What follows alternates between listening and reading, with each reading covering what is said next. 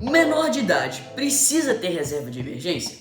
Bom, essa é uma das perguntas que eu mais recebo no meu Instagram, com o pessoal começando a investir agora e não sabendo se precisa ter uma reserva de emergência mesmo com o sustento dos pais. Então eu resolvi gravar esse vídeo aqui com a minha opinião e deixar isso aqui consolidado para que você possa se organizar e começar 2021 sabendo direitinho o que você vai fazer. Bom, a reserva de emergência é aquela grana que você vai deixar aplicada numa aplicação com alta liquidez e muita segurança para que caso aconteça algum imprevisto você tenha uma reação rápida. Não existe um consenso, mas é recomendado que você tenha entre 6 e 12 meses do seu custo de vida mensal na forma de uma reserva de emergência. Vai que você perde seu emprego e fica sem fonte de renda, ou então rola algum imprevisto, algum acidente que você tenha que pagar. Enfim, a reserva de emergência é para que caso tudo dê errado, você consiga sair ileso. A pergunta é, se eu sou menor de idade, não tenho custo de vida mensal fixo, meus pais pagam caso aconteça algum imprevisto, não tenho nenhum desse tipo de problema, eu devo ter a minha reserva de emergência? Lembrando que nesse vídeo aqui eu vou falar a minha opinião e não existe um consenso sobre isso. É o seguinte, apesar de você não financiar o seu custo de vida, não quer dizer que você não tem um custo de vida. Muito pelo contrário, o custo que você tem para os seus pais te manterem, te sustentarem é muito alto. Além de te alimentar, de transportar e de colocar um teto em cima da sua cabeça, muitas vezes os pais pagam por educação, por custos extras e coisas do tipo. Nossa, Bruno, mas quais são os valores que eu devo usar como base para calcular o valor da minha reserva de emergência? Bom, eu vejo dois fatores principais nesse momento. E obviamente que isso depende de pessoa para pessoa e de família para família. Isso é a minha opinião. Primeiro, pense em tudo que você gasta hoje. Pensa aquele dinheiro que você usa para comprar roupas, comprar jogos, comprar acessórios, aparelhos. Pensa também quanto você gasta saindo, comendo fora, pagando planos e assinaturas mensais. Mesmo que todo esse dinheiro saia do bolso dos seus pais, pensa em quanto você gasta. Isso para mim é o mínimo, é o indispensável que você use como base para calcular sua reserva de emergência enquanto menor de idade. Para ser mais certeiro e mais conservador, eu ainda multiplicaria esse valor que você encontrou por 1,5 e usaria isso como base de um custo de vida mensal. Lembrando que essa reserva de emergência específica ela não precisa cobrir tantos meses, já que ela está mais relacionada a desejos e compras do que a necessidades propriamente ditas. Beleza, o segundo fator é você pensar o quanto você quer ter de reserva de emergência quando você ficar maior de idade ou quando você começar a se bancar. Nossa, cara, mas isso significa então que eu vou ter que tentar prever qual que vai ser o meu custo de vida? Mais ou menos. Não precisa ser uma conta super mega ultra sofisticada.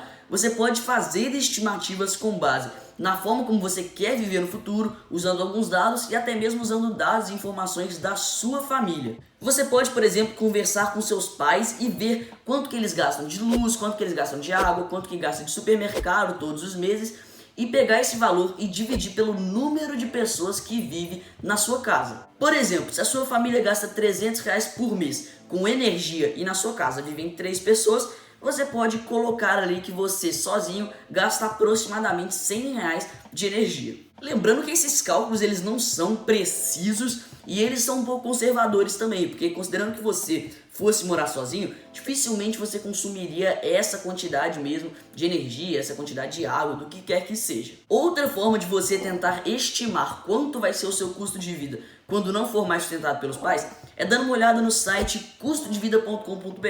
Isso aqui não é nenhum tipo de jabá, nada do tipo, mas eu achei o site bem interessante. Esse site mostra o custo em várias cidades de várias das coisas que o brasileiro médio consome. Então ele tem transporte público, ônibus, metrô, tem custo médio de aluguel de cada tipo de espaço, tem também custo de alimentação, custo de hospedagem, tem diversas coisas. E é até interessante você olhar nesse site para você ver a diferença gigantesca que existe no custo de cada uma dessas coisas de cidade para cidade. Então eu que moro em Belo Horizonte fui ver que a grande maioria das coisas é muito mais cara no Rio de Janeiro e em São Paulo, por exemplo.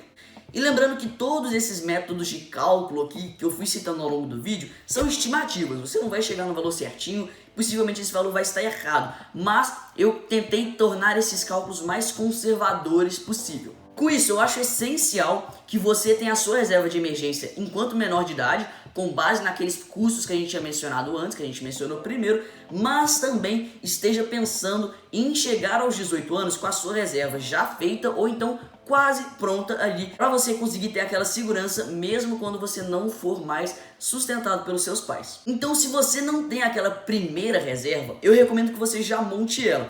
calcule qual vai ser o valor e já monta essa reserva. Depois vê quanto você vai querer ter de reserva quando você fizer 18 anos ou quando você parar de ser sustentado pelos seus pais e começa a aplicar uma quantia periodicamente para que quando você chegue nessa idade, você já esteja com essa reserva quase formada ou já formada. Ou seja, se você é menor de idade e gasta mais ou menos R$200 por mês com aquelas coisas que a gente mencionou antes, lá de acessórios, de sair para comer e tal, talvez seja interessante você ter uma reserva de aproximadamente uns R$1.200, que já cobre 6 vezes esse seu custo de vida. Aí você calcula e vê que depois que você parar de ser sustentado pelos seus pais, você vai gastar ali, vamos supor, R$1.000 por mês. Aí talvez seja interessante você planejar ter uma reserva de emergência de aproximadamente uns R$10.000 para quando você deixar de ser sustentado pelos seus pais. Aí é uma questão de você se organizar para tentar chegar nesse momento de uma forma mais confortável possível. Então, por exemplo, se você tem 15 anos e vai começar a se sustentar aos 18 anos, quer dizer que você tem 3 anos para formar a sua reserva de R$10.000, além de já ter a sua de R$1.200 formada para agora. Então, se você tem 3 anos para juntar esses R$10.000, quer dizer que você vai ter ali 36 meses e para ficar tranquilo você consegue aportar R$280 por mês ao longo desses 3 anos para chegar aos 18 anos já com os R$10.000 formados. Conclusão, é obrigatório? Não. Existe um consenso no mercado sobre ter ou não? Também não existe. Então esse vídeo aqui eu soltei a minha opinião e algumas formas de como você pode se organizar e já ter a sua reserva de emergência, ter a reserva para agora e começar a formar a sua para depois. Mas tem duas coisas que eu quero te falar que é o seguinte, duas mensagens importantes. Isso aqui é uma questão de você se tornar cada vez mais independente financeiramente de outras pessoas, porque isso, cara, é uma lição importante.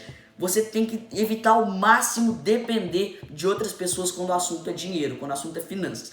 E outra coisa também é que você adquirir esse hábito de poupar, de investir periodicamente o seu dinheiro desde cedo, seja formando sua reserva de emergência, seja investindo em renda variável, é uma coisa muito importante para você levar para a sua vida. E muita gente se dá mal no futuro por não ter construído esse hábito desde o início. E vale lembrar também que cada um tem uma situação de vida diferente, cada um tem uma família diferente, cada um tem percepções diferentes sobre o futuro. Então eu falei aqui apenas a minha opinião, você pode seguir ela ou não. Eu recomendo que você dê uma olhada no que eu falei, estuda, adapte isso à sua situação, ao seu padrão de vida e aí toma suas conclusões e começa a organizar o seu ano de 2021. Mas então é isso, galera. Você que ainda não está inscrito no canal, nem pedi ainda, cara, se inscreve aí, dá o like e tamo junto. Até o próximo vídeo e falou!